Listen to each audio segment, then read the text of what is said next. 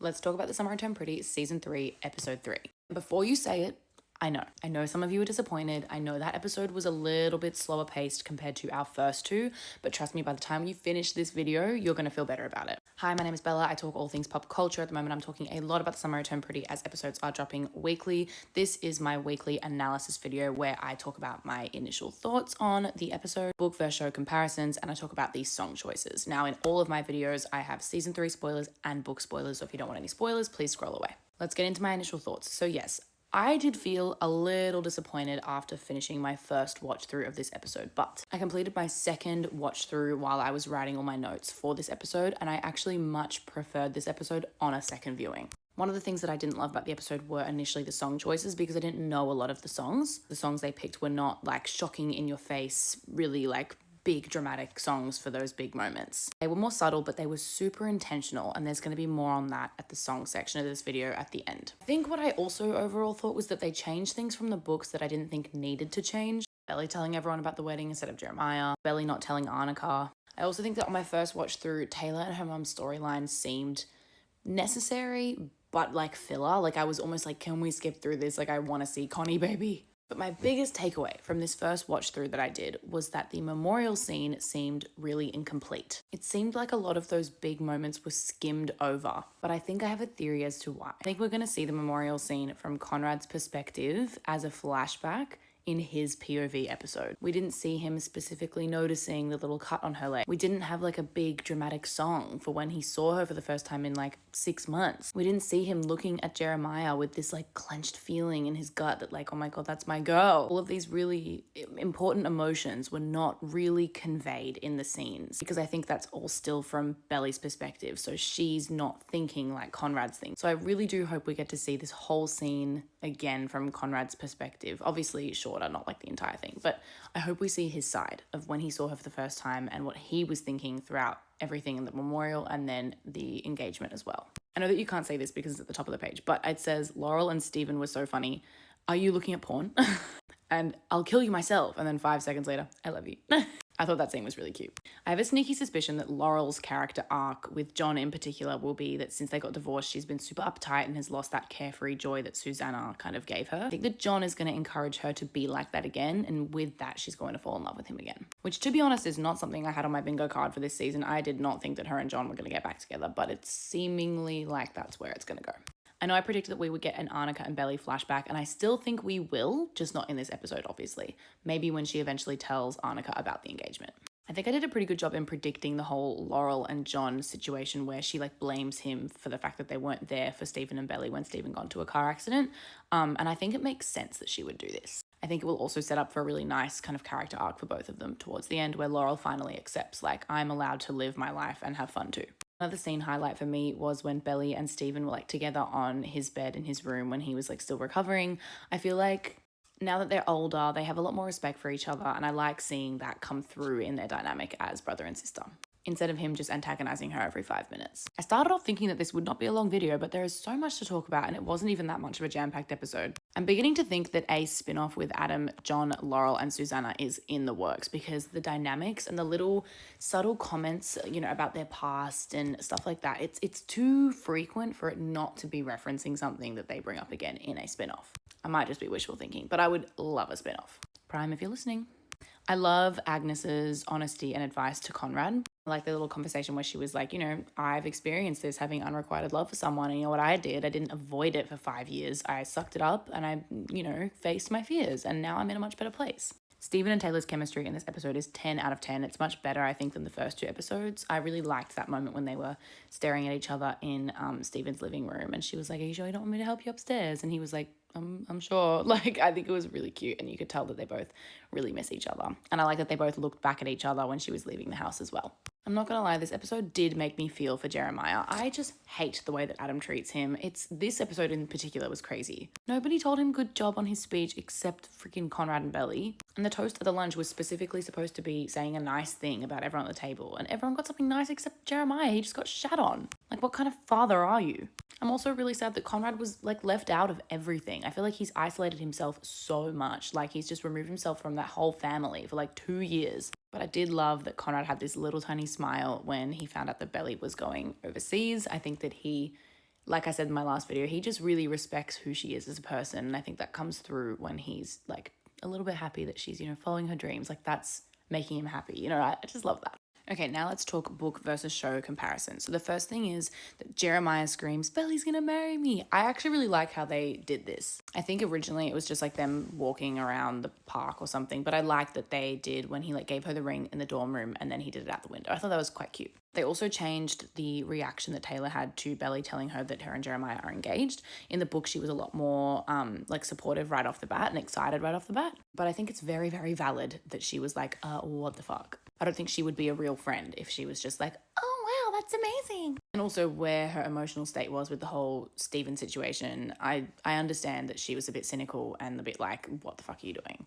I would have really liked to see Belly telling Arnica, just as a comparison to Taylor to like show the difference between those two friendships. But I do think we'll see obviously more of Arnica as the season progresses. So we might see her reaction next episode. I hated Belly saying that she wanted to say to her dad, like, in this moment in the car, he felt like daddy to me. I was like, no. We don't need to be doing the daddy thing. She's 20 years old. Maybe the one thing I wish they really hadn't kept in this episode is Belly referring to her dad as daddy in the car. I know that's in the books. Don't love it. And then Adam referring to her as Conrad's little sister. Like, what are we doing? I get it, but in the books, Conrad and Belly didn't like ever properly officially date, like with the boyfriend-girlfriend label. They didn't have sex. So all of those comments were a lot more warranted from Adam. But you're telling me that Adam didn't know they dated and they were together for like 6 months? That's craziness. But you know what? Since we did it, since Daddy has been mentioned, I think it's only right to include But Daddy I Love Him as a Taylor Swift song in the season at some point in the near future. I'll be waiting. Next episode. I expect it. Lastly, for book to show comparisons, when Taylor and Belly are looking through the binder, originally Belly says, oh, me and Jeremiah, we're gonna have a small wedding, it's gonna be simple, like not anything fussy. And Taylor's like, bitch, what? Like, you have always wanted this specific thing, that specific thing, this grand thing, that big thing. And then that's why she's like, don't worry, Belly, like we're gonna make sure you get everything you want, you only get married once. But in the TV show, there was no talk of having a small wedding at all. So I'm not sure where that is gonna come into play, but I just thought it was worth noting. Did not expect this, but I've actually run out of time to talk about the songs in this episode, so I'm going to do a part 2 of my episode 3 analysis, which is just going to be focusing on songs, so you can go click and watch that on my page right now. So I'll record that and upload that right now, and you can go watch it on my page. Otherwise, discuss away in the comments what did you think on episode 3. I do recommend that if you weren't super impressed with it, do a rewatch, because I was much happier the second time.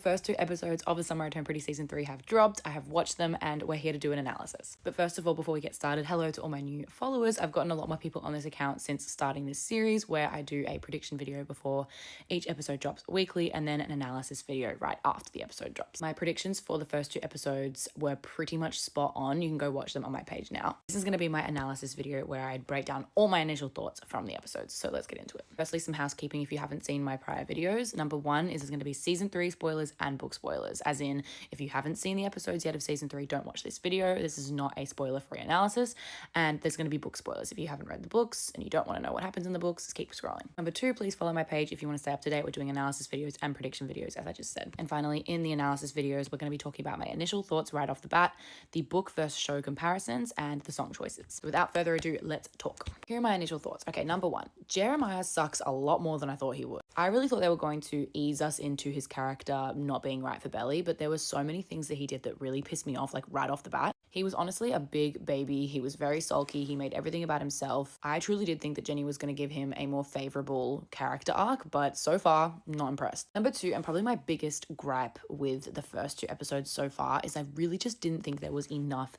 drama with the car accident leading into the proposal. When I first found out about the leaks that Jeremiah was going to propose in the hospital and that the whole Steven car accident thing was going to happen, I was really excited because I think it makes more sense narratively for Jeremiah to be pushed to propose to Belly because he just thought he was going to lose her, like he almost lost Steven, like he did lose his mum. And I think Belly was more likely to say yes because she's emotionally exhausted by the whole thing of like Steven almost dying. But a crack rib and a bruise, like it was never that deep. I was expecting like everyone to rush to the hospital. Like, Steven, they don't know if he's gonna make it. He's in the ICU. Like, Laurel's bawling her eyes out. Everyone's bawling their eyes out. Conrad's flying across the country because he doesn't want to lose his best friend, Steven. He was fine the whole time, and there was never a moment where I didn't think he'd be fine, which I feel like then made the proposal feel weirder because I wanted it to be this big dramatic thing, but it just wasn't. I don't know. What do you guys think about that? Moving on. I didn't love some of the song choices. And I'll explain that when I do the songs section of the video at the end. What I did love was that slap that Belly gave Jeremiah in their fight scene at the end of episode 1. I actually just think that whole scene was actually amazing acting, 10 out of 10, cinematography. I really felt it. Like, that was a real fight to me. Okay, I'm not gonna lie, I was disappointed about the proposal scene. I feel like it just didn't make sense that Belly was, like, expecting it. Like, when she was like, yeah, I know what he was gonna say. I'm like, how? You didn't even know if you were gonna get back together with him, like, 20 minutes ago. And now you're saying you knew he was going to propose. Like, that doesn't make any sense to me. I don't love that Steven and Taylor are actually cheating on their partners. I feel like that just makes the whole Belly and Jer situation look a lot better than it actually is. Something I'm loving this season so far is all the characters playing their own ages. Like, I just think it feels more natural. I just love that all the characters like talking about sex so openly and freely. They just seem more mature, especially Chris Briney. I feel like his portrayal of Conrad really feels like well, Chris Briney's 27, but it really feels like someone in their mid-20s or approaching their mid-20s. I'm very confused about this whole like Laurel and John situation, mostly because in season 2, Laurel and John's relationship was used as a metaphor for Belly to realize that she wanted to be with Conrad. Like, Laurel was always like, me and John, me and your dad, we never had fireworks. We fell out of love, blah, blah, blah. And then that's what pushes Belly to be like, okay, like, I think I like Conrad, I want fireworks, right? So I don't really understand why they're getting them back together. Doesn't really make sense. The only reason I think it would make sense is if they're thinking of doing a potential spin-off. I would love to see a young Susanna and young Laurel in college spin-off, and I'm praying that happens. I'm wrapping this up, I promise. Okay, Steven and Denise, I don't know if anyone else thought this, but they're giving Jim and Karen from The Office. There's not really anything else I want to say with that besides that, but I love that for them. Okay, now let's do some book versus TV show comparisons. Number 1, obviously the proposal was at the hospital, not at the dorm. I like this change, but I feel like they just, like I said before, should have made the whole thing more dramatic than it was. Number 2 is that Jer and Lacey slept together twice. When I tell you my jaw was on the floor when he said twice. Like, once isn't really even a mistake when it comes to sleeping with someone. Like she said, you didn't just like fall on top of her naked. Like, you made that choice. But twice? Insane. I'm not gonna lie. That's The other thing that I really liked that they changed was that Paris was Belly's plan all along. Like, in the books, they didn't even mention her going to study abroad until like way after the wedding doesn't even happen. So I'm liking that this is like Belly's, it's showing that she has some like goals and that she wants to achieve things, and I like that for her character. Guess who decided to join me? Okay, the other thing that I loved is that they kept the Christmas scene extremely book accurate, except what I found interesting, the quote, "I still love him," was changed to, "There will always be a part of me that still loves him." I find this interesting because it's almost like they want to soften the fact that like she was in love with Conrad when she's with Jeremiah. But I don't know, it's pretty obvious that she still loves Conrad, especially when she wrote the like "still" in the little crossword thing. I thought that was a very cute touch, by the way. Okay, finally, let's talk about songs. So Lacey was used chef's kiss perfectly. In my prediction video, I actually predicted that Lacey would be used at the very, very beginning of episode 2, and I was right on that one. It's the only song that I got right, which I'm disappointed in myself, but also had super high expectations. I put like 700 Taylor Swift songs, and I'm like, we only got one. Speaking of, You're Losing Me, I know the Swifties are going to hate me for this, and I am a massive Swiftie. I was actually at Melbourne night 1, and we had You're Losing Me as our surprise song. I love You're Losing Me, but it was used in the wrong spot. You're Losing Me is a song about a slow burn breakup, as in little things that happen over time that slowly kill that relationship and really like rub salt in the wound, just like over time. And she's like begging, like, please stop doing these little things because you're losing me. You're Losing Me is not about a big dramatic one-off thing where your relationship is perfect and all of a sudden this one-off thing happens and now you're not together anymore. So I love the song, but I don't think it was used in the right place. Similarly, I don't think I Wish I Hated You by Ariana Grande was in the right place either. I Wish I Hated You is a song that implies, at least in my opinion, that you had an amicable-ish breakup and that made it harder because you wish you hated the person so that the moving on could be easier. Like, I hated you. I wish there was worse to you. I wish you were worse to me. What is worse than cheating? So I don't like that they played this because I'm like, you do hate Jeremiah. You do. You don't wish you do. You do at this moment. You are pissed off at him. A couple of good song choices I loved was Dreams by the Cranberries. Red Hot Chili Peppers, Can't Stop Addicted to the Shit. I'm like, that is Conrad through and through. Lacey obviously was used perfectly. I really liked Dilemma playing as well, like at the frat party. I just feel like it was giving very like early 2000s sexy vibes. Loved it. Overall, I did like the music. I just hope that we get a few more like really hard-hitting emotional bangers in the rest of the season, because I feel like it kind of started off a little bit mellow. I think we need some more drama. Let me know your thoughts in the comments if you liked these first 2 episodes. I loved them. I'm really excited for the rest of the season. I feel like all the actors are just giving 10 out of 10 performances so far, so I'm very excited to see where the story takes us. Stay tuned for another predictions video before next week's episode drop, and I will also be doing just more analysis-y type videos over the next couple days when my thoughts kind of have time to ruminate, because right now this is just all off the top of my head. Like, I've just watched these episodes. So let me know in the comments what you thought, and I will see you guys soon.